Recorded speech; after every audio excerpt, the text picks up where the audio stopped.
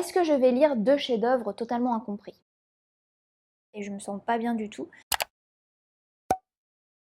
Salut, bienvenue sur un nouveau vlog et ce vlog il va être assez particulier je crois. Dans ce vlog j'ai décidé de lire les livres de ma palle qui sont assez controversés, des romans un peu inclassables, des livres qui sont jugés comme assez dérangeants, perturbants. Je pense qu'on est un peu sur la suite de mon vlog, je lis les livres que je pense détester, qui est ici, allez le voir si vous ne l'avez pas vu, parce que voilà, on va partir sur des lectures assez bizarres je crois. C'est des livres que j'ai achetés parce qu'on en a parlé et vous savez que j'aime bien lire des livres qui sont discutés et qui sont souvent un peu soit tu aimes pas, et moi ça me rend toujours curieuse de savoir quel est mon avis sur ces livres-là. Et donc je me suis procuré ces livres et maintenant je crois que c'est le temps de les lire. Et je me suis dit c'est l'occasion d'en faire aussi un vlog. Ça peut être drôle de vivre avec vous cette expérience de lecture. Le premier livre que j'ai sélectionné et qui a pas mal d'avis mitigés, j'ai vu des gens que je suis qui ont mis 5 étoiles à ce livre et d'autres qui l'ont abandonné, qui lui ont mis que des 1 étoile, etc. Et c'est vrai que les avis sur Goodreads sont pas terribles. Il s'agit de The Ministry of Time de Kellyanne Bradley. Alors en fait ce roman il est plutôt jugé comme inclassable parce que on navigue comme ça entre différents genres et visiblement ça plaît pas à tout le monde. En fait moi le synopsis il me plaît pas mal parce qu'on va parler de voyage temporel. Un ministère, un programme du gouvernement qui va étudier les voyages dans le temps. Et comment ils vont faire ça? Ils vont récupérer des gens qui ont vécu dans le passé et ils vont les transposer dans notre époque actuelle pour voir comment ils vont réagir. On va suivre le commandant Graham Gore qui lui faisait partie de l'expédition Antarctique de 1845 et il va découvrir l'évolution de la société et il va y avoir une scientifique qui va travailler sur ce projet gouvernemental qui va l'aider et qui va le suivre. Ce que j'ai envie de faire avec vous, c'est d'aller voir les commentaires sur Goodreads, mais les pires commentaires. Comme ça, je sais à quoi m'attendre. Alors déjà, dans un premier temps, les gens que je suis ont abandonné ce livre, sauf une personne qui lui a mis un 5 étoiles. Vous voyez, c'est complètement fou.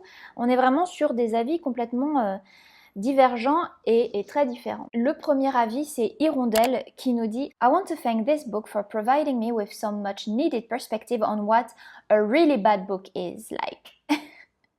It made me feel a lot more kindly towards those not perfect but not these bad books I have been reading. Seriously.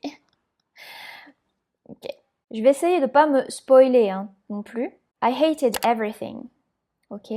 Je suis prévenue. Moi, ce livre, il me rend vraiment très curieuse. J'ai vraiment envie de le lire et me faire mon propre avis. Et j'espère que je vais aimer. Parce que là, les amis, je vous le dis, ce vlog, c'est très probable que ça se passe pas bien. Parce que vraiment, surtout que la deuxième lecture que j'ai prévue, alors ça me fait très peur. Là, j'ai vraiment peur d'avoir très envie d'abandonner ce prochain livre. Parce que le prochain livre, c'est La végétarienne de Han Kang. Elle a gagné le prix Nobel de littérature, je crois que c'était en octobre 2024. Donc on a beaucoup parlé de La végétarienne. Moi, même à Lima, je l'ai vu partout dans les librairies. Donc, je me le suis procuré. Et c'est vrai que franchement, les notes sur Goodreads sont pas terribles. 3,60, sachant que Goodreads, les gens notent vraiment très haut à mon sens. Donc, je sais pas. Et apparemment, ce livre est vraiment très controversé parce que tout le monde dit qu'il est malaisant, dérangeant. Ça se passe en Corée du Sud et il y a une femme qui se réveille une nuit, elle a fait un cauchemar et elle décide de devenir végétarienne. Et ça passe pas du tout auprès de son mari. Là, c'est vraiment, pour eux, c'est complètement fou. À partir de cette décision, elle veut devenir comme végétale. Donc, je sais pas vraiment ce qu'elle veut dire par là. Kayla de Books and Lala qui dit What the fuck no. Écoutez, this book sucks. I suffered enough. Wow, c'est top 10 disappointing reads ever, top 10 worst read ever. Bon, que va-t-il m'arriver avec ces lectures? Mais peut-être que ces deux livres sont des œuvres incomprises.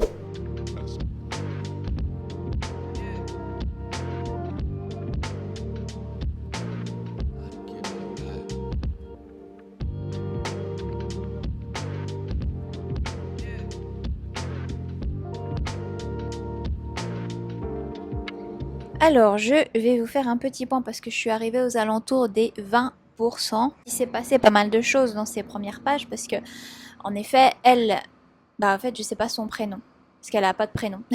Donc, elle, la fille, elle est prise pour vivre et aider les expats à se faire à ce nouvel environnement qu'est le 21e siècle. Et donc, ils vont vivre ensemble avec leurs expats, ce qui est un peu bizarre quand même.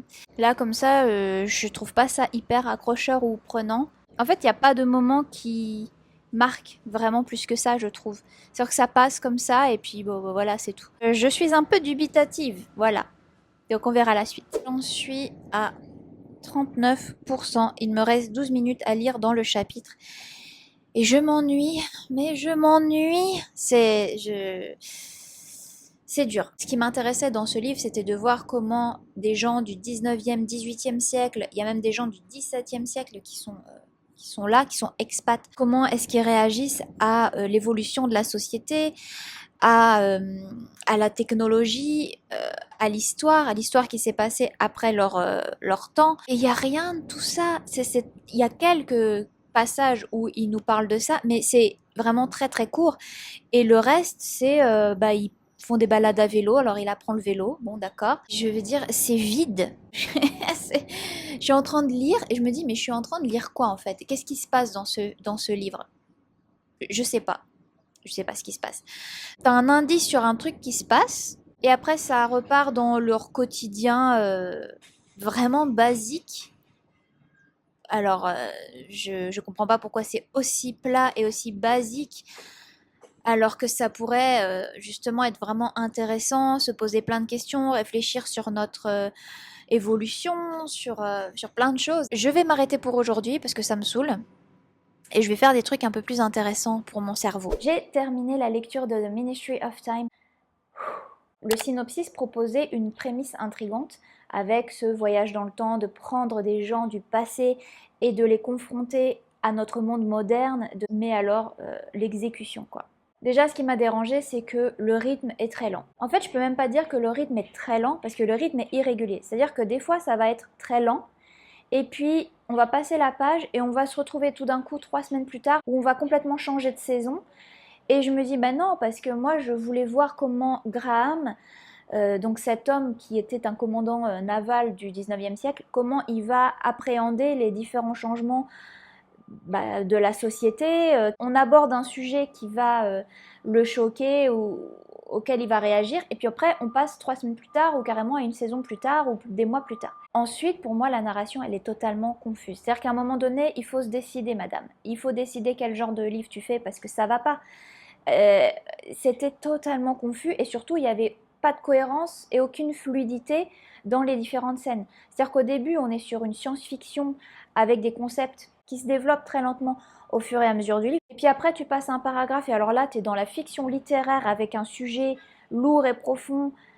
Et finalement, ça va pas non plus trop jusqu'au bout parce que le livre fait 330 pages. Et on a vraiment différents genres. On a donc la science-fiction, on a la fiction littéraire avec des sujets comme le racisme, la xénophobie, l'identité. Voilà, merci. Je vais prendre mon micro parce qu'évidemment les travaux. On est samedi matin, mais ça ne s'arrête pas. Bref. Donc on a vraiment un mélange des genres. À un moment donné, ça passe à une romance. Les gars, ça va jusqu'à la romance spicy. Mais le gars, il existe vraiment parce qu'en fait, à la fin du livre, t'as la photo du type. Et je dis, c'est quand même vraiment bizarre. Et c'est vrai qu'il y avait des commentaires sur Goodreads qui parlaient de fanfiction et je comprenais pas pourquoi. J'ai compris pourquoi. Je sais pas, moi j'ai jamais lu des fanfictions. Donc on a vraiment l'impression que l'autrice, elle avait un coup de cœur pour ce personnage historique et elle a fait des trucs avec ce personnage historique. Elle lui a fait dire des trucs sexuels en fait. Et le mec, il existe vraiment. Enfin, c'est un peu bizarre quand même.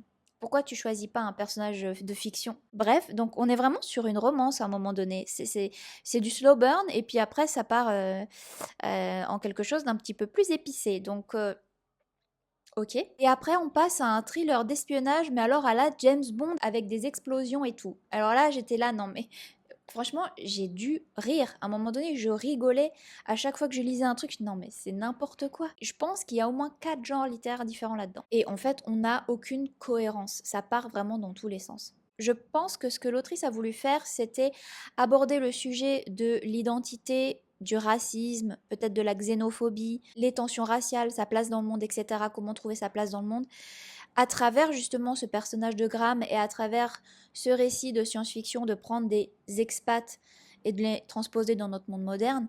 Et elle a voulu faire un parallèle avec sa propre expérience. Ça aurait pu être intéressant, mais c'est mal réalisé en fait. Toutes les thématiques restent en surface. Imaginez-vous que sur 330 pages, tu peux pas faire une fiction littéraire profonde avec des thèmes aussi profonds et intéressants que cela, en même temps que suivre une enquête, un roman d'espionnage à la thriller, James Bond et tout, et en même temps tu développes une romance, et en même temps tu développes un concept de science-fiction. Et ça passe vraiment sans transition aucune sur ces différents genres-là. C'est-à-dire qu'à un moment donné, on suit Graham et sa difficulté à arriver dans le monde et à appréhender ce qui s'est passé après son époque, et aussi la mort de tous ses compagnons.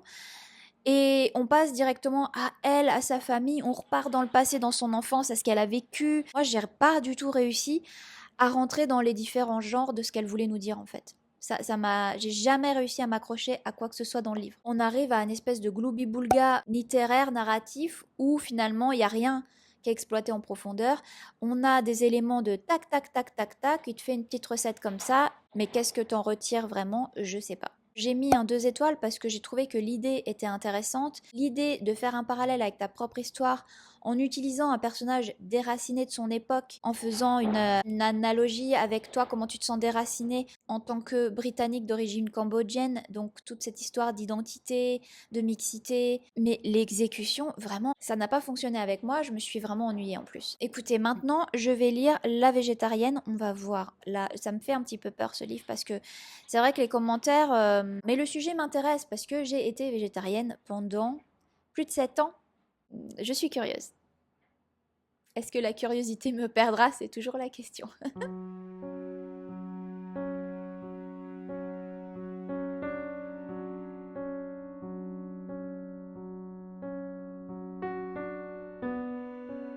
Alors, je vous prends rapidement parce que je suis en train de lire La végétarienne là. Il faut que je fasse une pause déjà. Ça se lit très très bien, c'est très court, donc voilà, j'ai l'impression que j'avance déjà bien sur la lecture. Par contre, je sais pas vers où on va là, je sais pas vers où on va. Et je crois que je viens de lire, enfin que j'ai lu une scène qui va me choquer à vie. Il y a des fois, il y a des choses, on est content de pas savoir, vous voyez, on est content de pas avoir cette connaissance des choses. Et là, je voulais pas savoir ça. Et maintenant, je le sais et il faut que je vive avec maintenant. Vraiment, il y a une scène dans ce livre, je rigole pas, hein, qui m'a donné la nausée. C'est-à-dire que j'ai lu et j'avais vraiment envie de vomir et je me sens pas bien du tout. Et là, je ne fais que d'y penser et je suis pas, je suis pas bien. Donc voilà. Il y avait une autre scène aussi très choquante où je me suis vraiment sentie mal. Est-ce que ça sert à quelque chose? Parce que j'ai pas envie de lire des trucs affreux. Enfin, je veux dire, quel est le... Je sais pas. Je sais pas quoi vous dire. Pourquoi elle en arrive là en fait? Elle décide de ne plus manger de viande à cause d'un rêve qu'elle fait. Donc on comprend plus ou moins son parcours parce qu'on suit un petit peu ses pensées. Mais en fait, c'est du point de vue de son mari qui est un salopard. Vraiment, c'est absolument horrible. Mais c'est vraiment intéressant d'avoir son point de vue à lui sur ses agissements à elle. C'est difficile de se détacher parce que moi je suis dans l'empathie aussi et il y a des trucs que je supporte pas lire. Euh, et là, ouais, torture animale, c'est pas évident. Même s'il est difficile, par exemple, je pense à Betty, il y avait des horreurs dans Betty, mais je comprends pourquoi elles étaient là, les horreurs. Vous voyez, il y avait une raison, il y avait un message, il y avait aussi beaucoup de beauté. Pour l'instant, j'ai pas ça là-dedans. Et j'en suis déjà à 32%. Je vais continuer la lecture et je vous fais un prochain point. Souhaitez-moi bon courage. Coucou, bah écoutez, je vous prends dans un autre environnement. Il y a beaucoup trop de bruit avec les travaux et vraiment c'est une catastrophe. Donc me voici dans un autre environnement un petit peu plus loin des travaux, avec un meilleur micro aussi, j'espère, pour avoir un meilleur son. Donc je voulais vous faire un petit point sur La végétarienne puisque j'ai terminé cette lecture. Je crois que ça fait déjà même 2 jours que j'ai terminé la lecture. J'ai eu besoin aussi de 2 jours pour vraiment réfléchir parce que c'est quand même vraiment très particulier ce roman. C'est très très particulier. Ça commence déjà sur un rythme très soutenu. C'est vrai qu'au début, on est très très accroché à la lecture parce que il se passe plein de choses. On découvre les personnages, la situation. Je sais pas pourquoi ils ont traduit végétarienne. On est sur du véganisme puisqu'elle refuse aussi le cuir et elle ne mange absolument rien qui vient des animaux. Donc elle devient végane et suite à un rêve et on comprend pas c'est assez difficile de comprendre le contexte. On n'aura pas son point de vue pendant le roman. Il va y avoir en fait 3 différents points de vue et 3 différentes parties et le premier point de vue, c'est celui de son mari. Parce que ce personnage, pour moi, il incarne vraiment le côté très traditionnel de la société parce que en plus de sa famille, la manière dont il voit le fait qu'elle devient végétarienne, le véganisme ou le végétarisme, ça existe, et c'était déjà connu depuis longtemps. Après, je connais pas du tout la société sud-coréenne, donc c'est une question, mais on a vraiment quelque chose de très traditionnel, quoi. Et aussi oppressive, parce que vraiment, la femme a un rôle, elle doit se cantonner à ce rôle, et lui, il accepte rien d'autre, hein. Et on parle après sur la deuxième partie. La deuxième partie, ça parle du point de vue du beau-frère, qui franchement n'est pas mieux que le mari, c'est vraiment une catastrophe, hein. Et là, ça devient vraiment très glauque. On rentre dans un côté un peu charnel. Donc, j'étais vraiment mal à l'aise dans la lecture. Vraiment, j'étais mal à l'aise. Oui, c'est très malsain. Lui, il a une fascination malsaine pour elle. Voilà, c'est très bizarre. Vraiment, la deuxième partie, pour moi, c'est difficile parce que la première partie aussi est compliquée, mais la deuxième partie, le côté charnel, ça pose vraiment problème, quoi. Et la troisième partie, alors là, c'est vraiment bizarre parce qu'on sent que le rythme ralentit. On part sur un tout autre livre parce qu'on a le point de vue de la sœur de Young-hee. Je ne sais pas si se prononce bien, je suis désolée. Elle est beaucoup plus douce et ça se ressent en fait dans le rythme du roman. Ça ralentit énormément. Quand j'ai terminé le livre, vraiment, je ne savais pas quoi en penser parce que j'étais là, mais what? Il m'a fallu un peu de réflexion pour comprendre que, effectivement, je pense qu'on parle de l'oppression des femmes, de la place des femmes dans la société, peut-être de la perception de la différence à travers ce choix de végétarisme ou véganisme, mais finalement c'est juste la perception de la différence. Et je pense le choix des femmes. Si est-ce que tu as le choix de faire ce que tu veux? Est-ce que tu as le choix de devenir ce que tu veux? Et peut-être à travers ce choix de d'être végétarienne, qui en fait lui est presque imposé parce que c'est ce rêve, elle peut plus manger de viande en fait. Est-ce que c'est pas non plus de vouloir sortir de ce carcan? Je sais pas, c'est une question que je me pose par rapport à ce que veut dire ce roman. Et clairement, on est sur un livre un peu à la manière de la Métamorphose de Kafka. Moi, je me souviens de ce livre parce que me souviens avoir été très mal à l'aise dans la lecture de ce livre et ça m'a fait la même chose avec celui-là, en fait. Et aussi ce côté un peu surréaliste, le fait qu'on n'ait pas le point de vue de la protagoniste Young-hee, ben, ça crée aussi une distance et je me demande si c'est pas fait exprès parce que justement elle a pas son mot à dire dans l'histoire. On voit bien que dans tous les points de vue, on veut lui imposer des choses, elle a pas son libre arbitre et ses décisions sont tout le temps remises en question et je me demande si le fait que on n'ait pas son point de vue, ce soit pas pour renforcer ce côté-là en fait. Donc ça peut aussi être intéressant. Après, est-ce que j'ai vraiment aimé lire ce livre? Non. C'est pas un livre que je recommanderais. Je peux pas dire que j'ai apprécié la lecture parce que c'était vraiment particulier. J'ai eu beaucoup de dégoût, c'était extrêmement dérangeant. Il y a des scènes traumatisantes.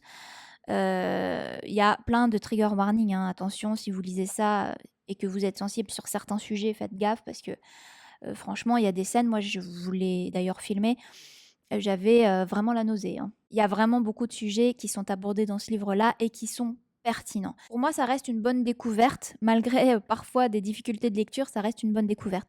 Donc je suis contente d'avoir testé cette, lecture. Je vais clôturer le vlog ici. C'était, 2 lectures vraiment très particulières, en effet. Dites-moi ce que vous pensez dans les commentaires de ces 2 lectures. Est-ce que ça vous donne envie de les lire? Est-ce que vous les avez lues? Est-ce que vous en avez pensé si c'était le cas? C'est vraiment 2 lectures particulières qui ont le mérite d'exister et qui nous font poser des questions. Je vous remercie d'avoir visionné la vidéo jusqu'au bout. On se retrouve très bientôt. Merci pour vos likes et vos commentaires.